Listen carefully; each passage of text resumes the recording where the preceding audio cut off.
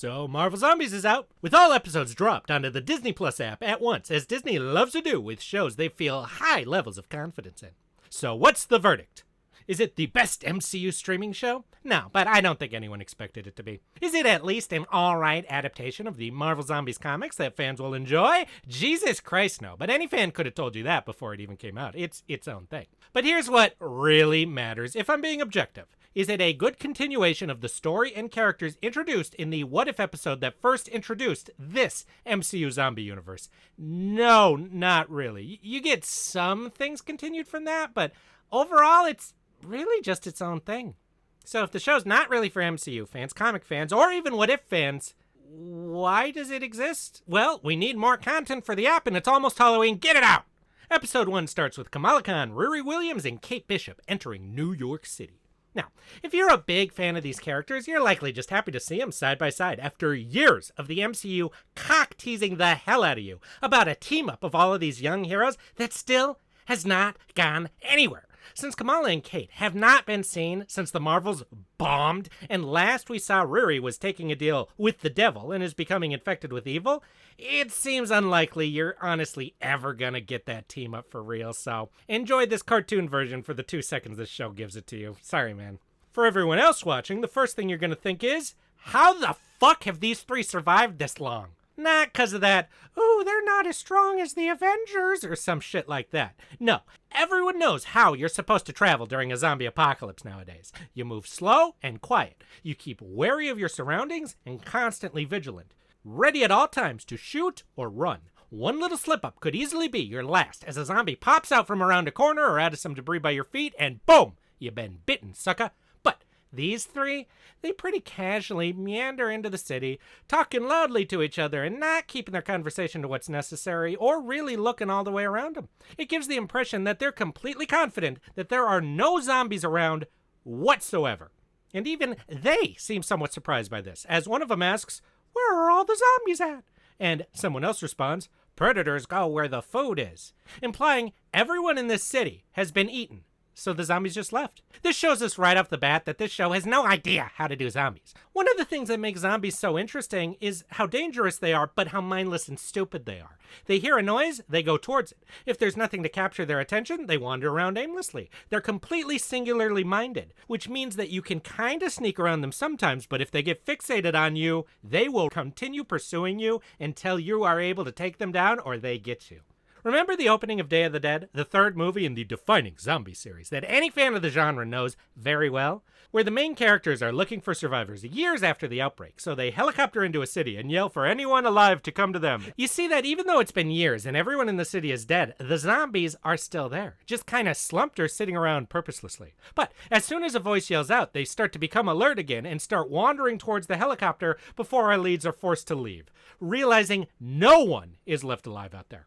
Now, yeah, things don't need to work the same in every zombie universe. Maybe these zombies do leave if everyone's been eaten. Sure, why the hell not? But starting the show with our leads who've supposedly survived 5 years in a zombie wasteland, wandering into a completely empty city, tells us 2 things about this show right off the bat before it's even started. The first is that the writer doesn't watch zombie movies or know shit about them, because every single writer who you would hire to write a zombie story, who has at least a baseline knowledge of the genre, and was writing this scene in this show, would have thought of that scene from Day of the Dead and been excited at the chance to do their take on it. But not here. Zombies would get in the way of the script where our characters need to be talking to each other, so there's just no zombies around at all. Simple as that.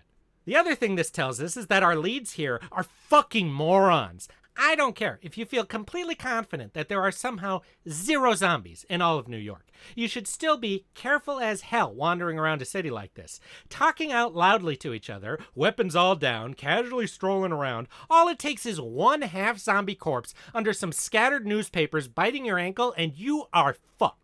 And if not zombies, what about other survivors? You've survived out here. You expect no one else has? If New York is clean of zombies, you don't think other people would make their way there to scavenge for supplies? And most survivors ain't gonna be the nicest people. And you three walking around are gonna make one hell of a target for people greedy or desperate enough. You got weapons. That's valuable. You seem well fed, meaning you likely know where some food is. And come on, let's be completely blunt here. 2 cute girls wandering around like this, it's gonna attract some dangerous attention, man, if you're not careful. And that's not even mentioning that they've got a loud-ass Iron Man armor flying alongside them, both making a shitload of noise itself and being incredibly tempting to anyone clever enough to get the drop on you and try to take it out. But the biggest reason this shows that they're fucking stupid as hell is because the city isn't empty of zombies. Just a little bit later, as they enter deeper into the city, we see them attacked by a fucking zombie Hawkeye. This whole sequence sets the stage for the rest of the show, where if zombies aren't currently literally on screen, no one in the cast is really worried about them. I mean, I don't see any zombies, so there's obviously no zombies around. They see a Quinjet crash into the city and they run towards it. They go in and the pilot is dead, and they all confirm that he's dead. Like dead, because they looked at him and he looked dead. They get a scan that there's something important in his stomach, and they waste a painfully long time playing a hilarious game of rock, paper, scissors to see which one of them should reach in and grab it. There's no sense of urgency that, zombies or raiders will have heard this ship crash and want to check it out. They just keep playing rock, paper, scissors and choosing the same thing and saying, we'll do it again. But really, Kamala, are you frickin' serious? Should the person who reaches in to a dead guy's rotting stomach be one of the girls who can't encase their hands in hard like diamond? Or maybe it should be the one of you who can. What a fucking asshole to not just volunteer. So Kamala loses and reaches into him. But guess what? Oh, you're never gonna guess this. The pilot who was dead, you'll never see this coming. He's not dead. Not dead. He's, oh my god, a zombie. And as she gets within biting reach, he almost bites her. But she gets away, and we get a hilarious exchange of, hey, you said he was dead. And then to him, and dude, you looked dead. Oh, God. Again, in a real zombie show written by someone who's ever seen a single zombie movie in their life, the generic way this scene would go is he dead? Like, dead? And Kate would respond by stabbing him in the head with an arrow and say, he is now, or some variation if you needed to do this sequence. They realize the thing in his stomach is some kind of shield device and that the guy likely swallowed it. They then get attacked by a zombie Hawkeye, and Kate is able to grab one of his trick arrows. Now remember this. This is really important for later on. Don't forget about this trick arrow. She holds it and says, sweet, a trick arrow. I wonder what this does. I better save it for a rainy day. From this entire city, apparently completely devoid of zombies except for one Hawkeye, they get one can of soup because apparently they're shit scavengers, and they excitedly eat it and decide to go to a S.H.I.E.L.D. base to see if the little device they found can be of some help in some way. They all get in a big souped-up tank car Riri's been building and start traveling. Now, here's where I was really starting to wonder, why the fuck doesn't Riri have a full set of armor? She's got one gauntlet she wears to shoot zombies, but it's been like 5 years. Apparently the zombies have been cleared from the city, and she has access to Iron Man's literal armor. How has she not been spending all of her time having the armor fly around to get materials for her to build her own armor? Break into Stark Tower and take whatever the fuck you want. You've got access to his AI, you should be able to get in. Go to MIT and get all those materials you apparently needed from them to build your armor. Do fucking something. That's my main problem with this series. I actually honestly like the idea of the MCU's C to F list characters surviving in a world where the Avengers have all become zombified, but only if the show got creative with how they use their powers and abilities to survive. And in this show, they just don't. They just all survived because these are the characters they hadn't shown die already in What If. Whatever. She built a truck and they all drive it across the desert towards a S.H.I.E.L.D. base in Ohio, which, since they seem to be staying on roads when possible, means according to Google Maps they traveled about 400 some miles at the very least. And you know what they never encountered in all of that time? A single goddamn zombie. Hey! Until eventually they finally see a fucked up storm that turns out to be the energies of a zombified Carol Danvers and a fucked up Icarus fighting in an unending battle in the sky. Their energies hit their truck and it blows up, knocking all 3 girls out into the completely empty fields of Ohio. But oh no, the fields aren't empty, because as they hide behind some random debris, we see that though there may have been 0 zombies in New York City, apparently there's hundreds of zombies out in this random field that we just didn't see before. And here's where I get really annoyed at the gaslighting that these 3 survived this long. I know they're watching a battle between 2 gods in the sky and all that shit, but there are like 30 fucking zombies creeping up behind them as they hide. None of them seem to have the trained instinct that you'd have from 5 years surviving in a zombie apocalypse to just look around them naturally whenever you reach new surroundings. This could not be the only hectic, crazy-ass situation they've been in the last 5 years. They retrieved that frickin' Iron Man armor somehow. That must have been a crazy story. The zombies get within an inch of biting them. Why don't they bite them, though? Well, these aren't the classic kind of zombies that slowly shambled around, or the modern hyper-fast zombies either. These are those shitty ones that decide whether to move slow or fast based on what the script wants them to do. And instead of any of our heroes noticing or saving themselves in any way whatsoever, another explosion of energy just knocks them back as well as all the zombies. They finally realize, yo, whoa, there's zombies everywhere! So they start fighting them. Now, a lot of people who are fans of the old MCU often act like these new characters don't have any fans, but that's just not true. Every character is someone's favorite.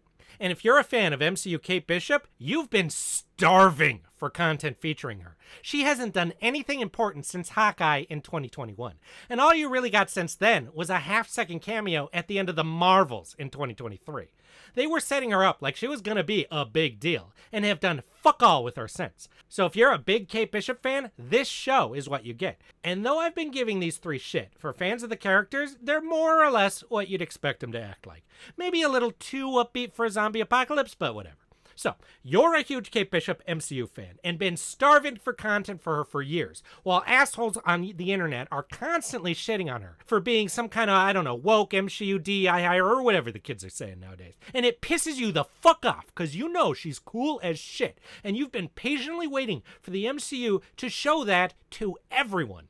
Zombies are attacking everyone, and the zombie Carol notices the girls and starts rushing towards them, ready to obliterate everyone with a single energy blast. Kate fucking rolls out and says, fuck it, let's go. Pulls out the trick arrow she recovered from Hawkeye and says, time to see what this thing does.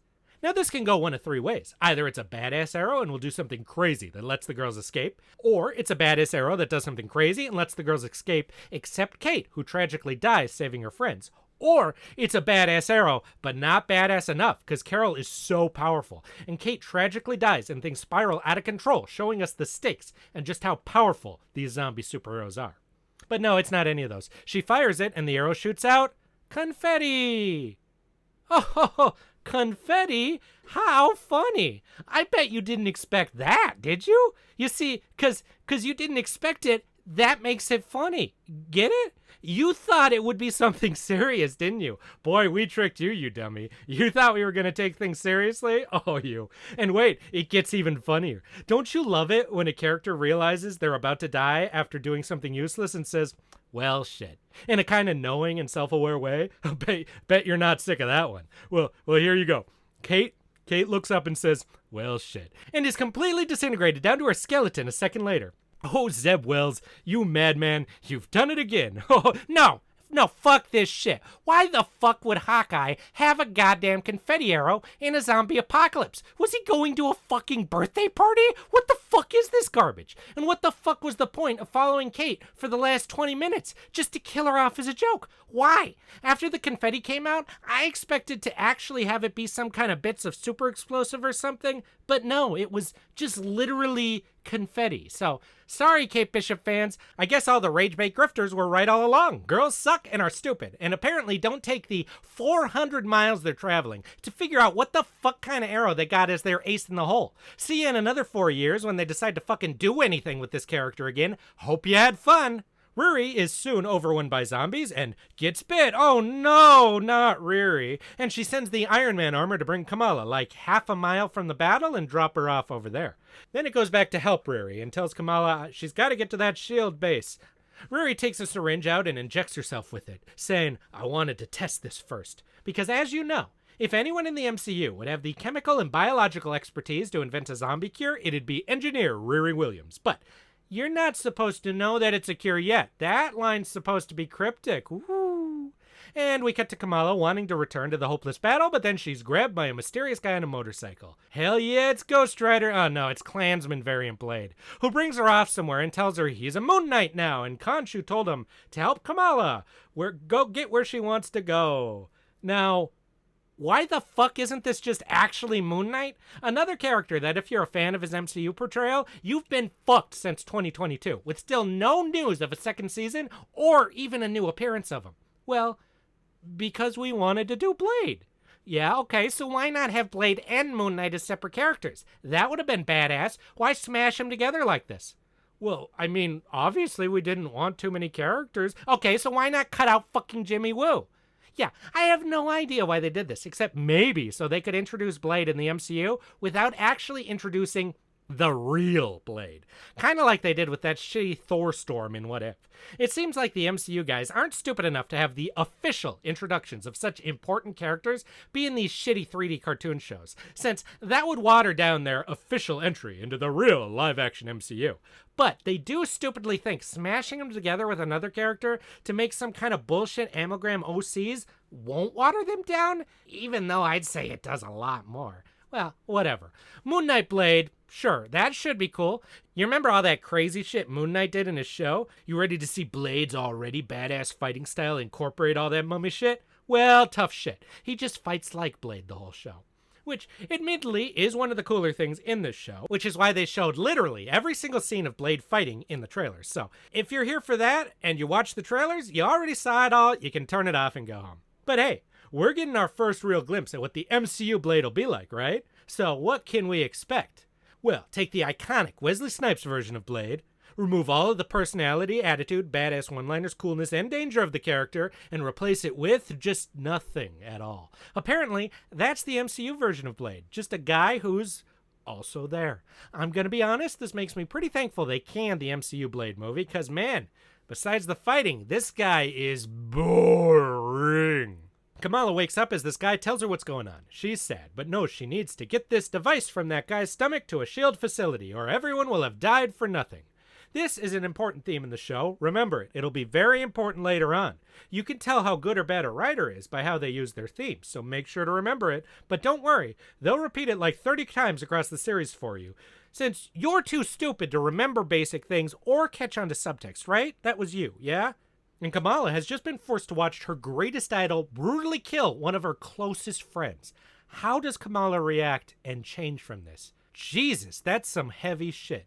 If even your greatest hero has fallen, what does that mean about the rest of... Fuck if I know. They never touch upon it. I don't think Zombie Carol was even here due to her connection with Kamala. I think it was just because she's one of the few, quote, major heroes in the universe who haven't been seen as a zombie yet. So putting a zombie of her in means you can get her in the trailer. She never appears again in the series, and you will never have it explained what's going on with Icarus, who is explicitly explained to not be a zombie. Blade just tells her that they're both equally matched and fighting forever, and that's it. You don't need anything more about that, right? But I gotta call bullshit here. Evenly matched Blade. Yeah, they're both incredibly strong, but Icarus died from flying into the sun.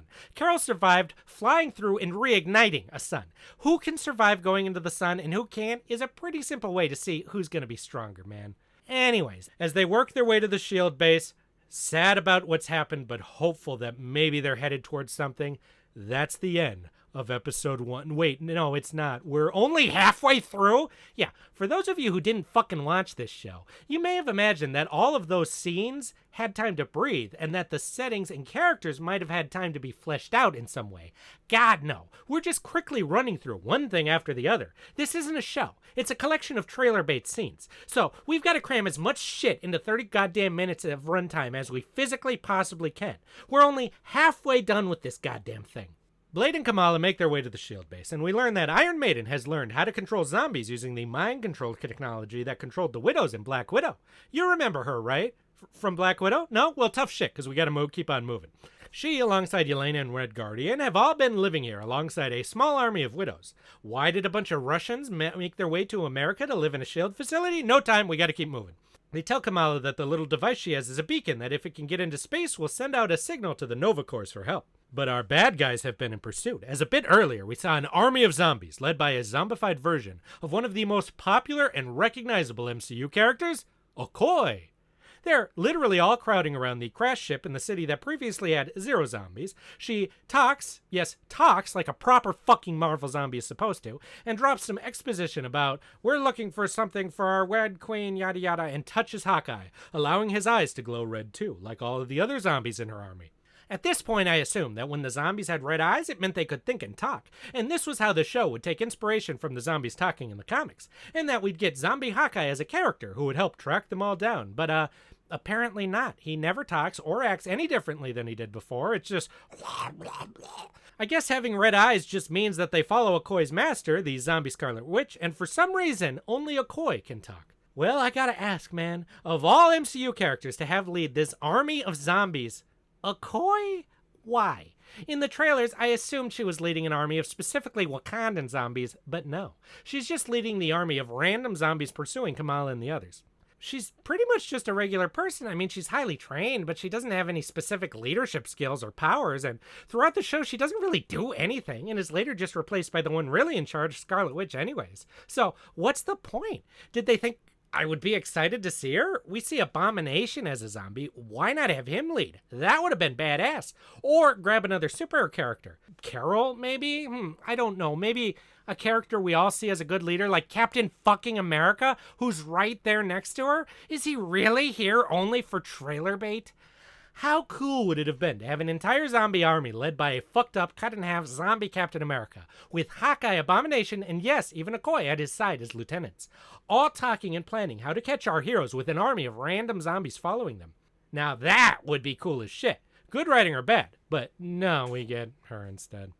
Well, she somehow followed Kamala to the SHIELD base, did not do her red-eye glowing thing to Carol when passing by for some reason, and orders her army of thousands of zombies to attack the base. The Widows snipe at them and set off bombs in the ground leading to the base, but are surprised when this doesn't stop a siege by thousands of zombies, who eventually break into the facility and eat all the Widows. I'm not usually one to harp on about character shields, but when all the unnamed characters die at the same time, come on, man. The zombie Cap reaches Red Guardian, who's excited for a showdown with him. They scuffle for a second while Iron Maiden cracks some sardonic jokes while doing the real work in the background. Then Red Guardian, whoop, falls on Captain America, crushing him to death. Well, for those of you who watch this just because of Zombie Cap in the trailers, are you satisfied? Everyone starts trying to escape the facility. In the few moments the Iron Maiden's science-controlled zombies are able to hold back the magically controlled ones.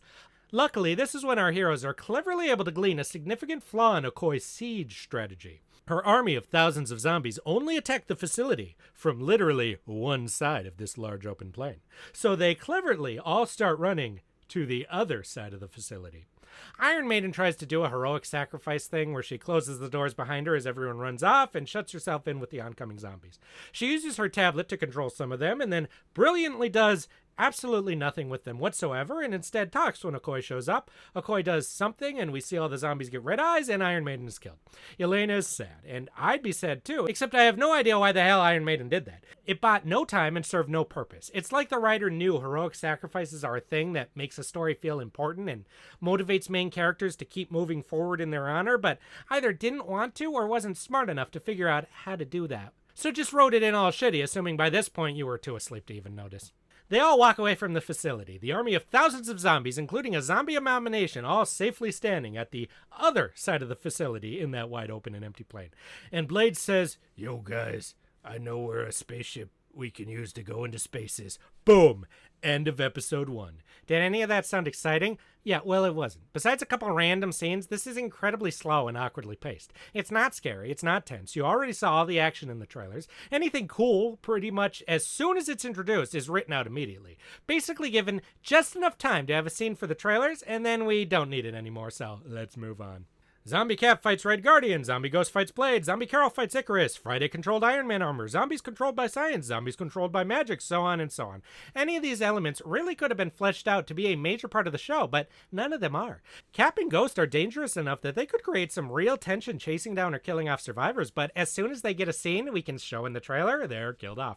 The science-controlled zombies seem like they would be a big deal, but as soon as they're introduced, gone, never to be seen again. And it boggles my mind, Zombie Carol never shows up again. She's currently one of the most powerful zombies on the entire planet, and the plot can't come up with some way to use her? Pretty much as soon as Kate and Riri are finished being introduced to the audience, boom, killed off. These are the characters who really needed some good appearances in the MCU to grow their fan base, but you ain't getting it here, man. The first episode is pretty much exactly what we've gotten used to out of the MCU. Non-stop funny quips, with every character being the comic relief. A disjointed, uneven plot that seems like it was all edited together in a blender. Virtually no resemblance to the comics they're pilfering ideas from.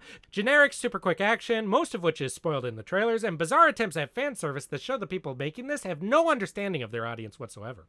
Anyone who gave the first episode a try after giving up on the MCU is going to be turning it off pretty quickly.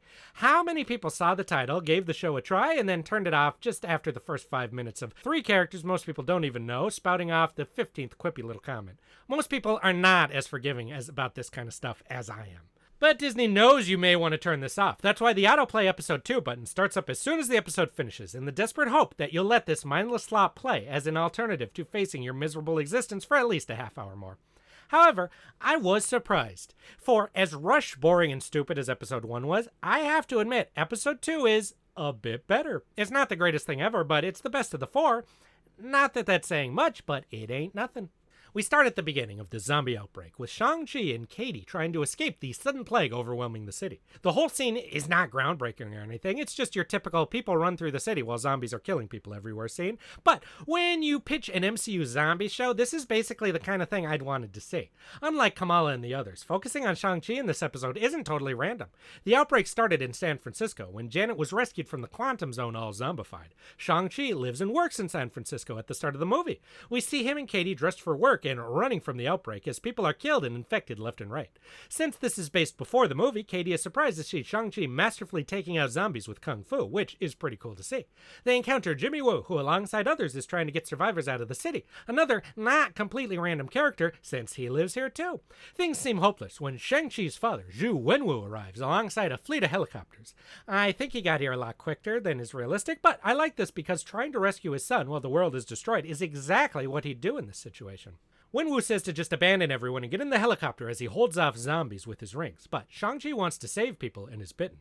Wenwu immediately and without hesitation sacrifices himself by giving his son his rings to hold back the infection from spreading up his arms and is tragically killed. I was super confused while watching this because I was engaged with this whole scene. I'm not even a fan of MCU Shang-Chi. I think he's pretty poorly fleshed out and even more poorly adapted of a character. Katie's an original character they decided to just give a generic Awkwafina personality to. I think Jimmy Woo was fine at first, but the more they use him in movies, the more unlikable he becomes. I fucking hate the "here's the real Mandarin, no wait, Mandarin is the name of an orange, you racist fans" BS they pulled with Zhu Wenwu, and I couldn't care less if I never saw the sorry excuse for a character of death dealer ever again. So I'm not biased in Shang-Chi's favor here. Personally, I like the MCU Kamala Kahn and Kate Bishop way more than any of these characters, and yet I found myself interested in and engaged with this whole sequence. As a continuity fan, I like seeing how things would go with a zombie invasion plopped in the middle of the universe. I like seeing how various characters would react. Seeing how these characters would be in a totally different situation has the ability to make me appreciate them a lot more. And I actually think it's pretty fun to see smaller characters surviving while our major heroes are dying. And it actually delivers on the pitch of an MCU attacked by zombies, since it actually feels like we're actually in the MCU, and not some terrible fan fiction that's just using MCU characters.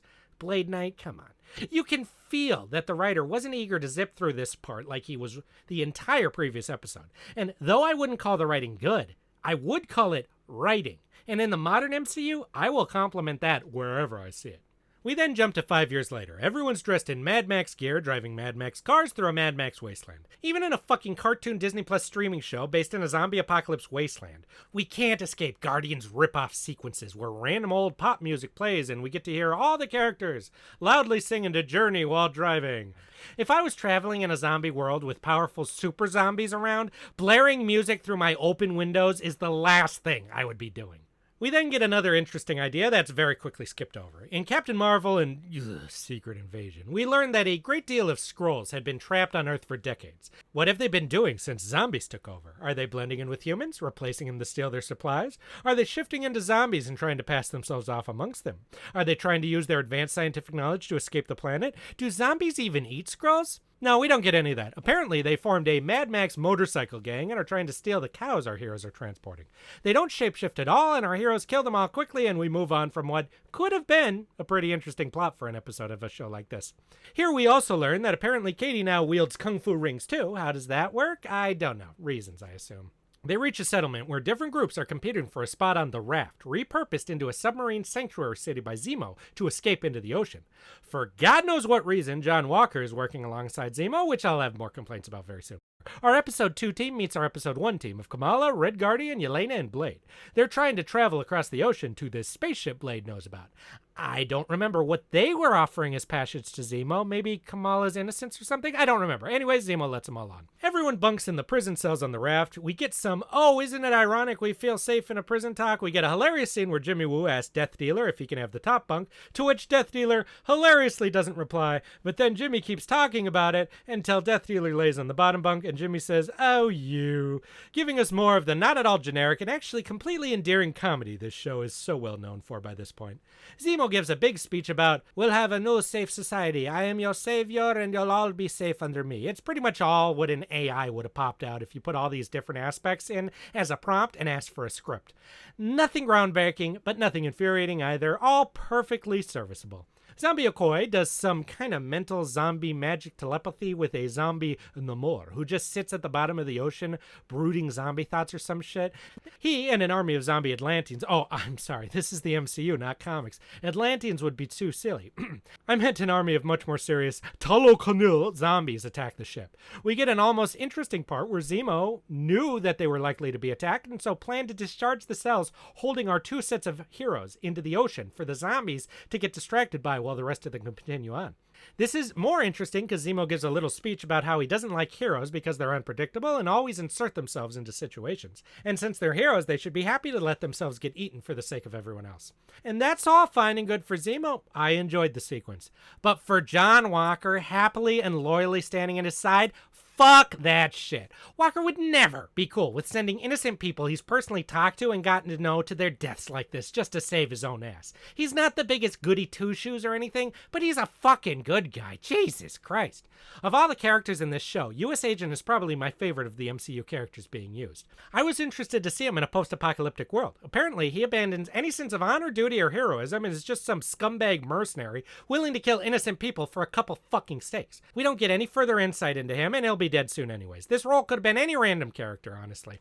Kamala's group are ejected from their cell, straight into the ocean. Kamala protects them all with another crystal barrier, and luckily for them, at that very second, zombie Namor is headed straight towards them at the exact angle needed to push them directly back into the raft again. A bunch of zombie Tokalanil make it into the raft and start killing people. Our heroes follow Zemo as he and U.S. Agent run to an escape pod. We further see that Kamala and Shang-Chi's powers are some of the most powerful in the entire MCU, as together they're able to hold back zombie Namor, who had just broken out of a cell designed to contain the fucking Hulk. Yelena has to sacrifice herself to save the others. If you watch Thunderbolts, this may make you sad. But if you missed it and just watched this show, you don't really know her much at all. And besides being sardonic, we really learned nothing about her. So likely you won't be as invested as the show assumes. U.S. Agent also dies, as well as all the random unnamed characters who are following Shang-Chi since even before the 5-year jump. You never got to know any of them. I don't think we learned any of their names, and they were all just put into the plot to be nameless cannon fodder for Namor. End of episode. So yeah, episode 2 is substantially better than episode 1. It's still nothing groundbreaking. If you're a huge Shang-Chi stan, there's plenty to like in here, as he and Katie get a lot of screen time, and they actually get to be character. And since you haven't seen the character in like 5 years, you gotta take what you can get. If you're a big fan of Yelena and Red Guardian, you get some alright stuff here too, more with Red Guardian than with Yelena. But it's annoying to see them not really ever talking to U.S. Agent, knowing that they'll be close in the main timeline. And it's more annoying to have him act like a fucking henchman goon to fucking Zemo. The raft as a refuge from zombies was a pretty interesting idea. Shang-Chi escaping due to the resources of his father was pretty interesting as well. But the big problem is that everything was still so rushed, and both of these episodes really should have been 2 episodes each. Do an episode 1 where we get to know Kamala, Kate, and Riri and see how they've been surviving, only to see them tragically die at the end, with Kamala as the only survivor as she deals with watching her mentor kill her best friends. Episode 2 shows us the S.H.I.E.L.D. site Kamala and Blade reach, which is then attacked by the zombie army. We spend more time learning about how Yelena and the others got here and get to know these new versions of them and some of the other widows, and maybe spend some time fleshing out Blade and his relationship with Khonshu. Episode 3 would be Shang-Chi escaping from the city, using his father's resources to survive, and showing Katie learn to use the rings. Then show them having close bonds with the others in the modern day as they find those cows, so we'll actually give a shit when they all die.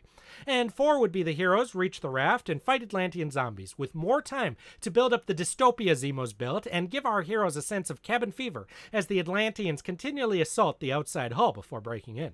Because these are all just crushed together into 2 fucking episodes, nothing has any time to breathe. We don't get to know any of the characters, they barely have time to form bonds or relationships, we don't get that much action, and we don't get to see much of how the world is. Everything's just rushed through one idea after the other, and a lot of the ideas are very interesting. But since we don't get to see much of them, watching the show isn't all that much different than having me just tell you what fucking happened here, man. It's all so quick and eager to get to the next scene. And I love zombies, but there's a reason the genre fucking died. So many people think the zombies themselves it was what makes these stories interesting. It's fucking not. They're just random ass monsters.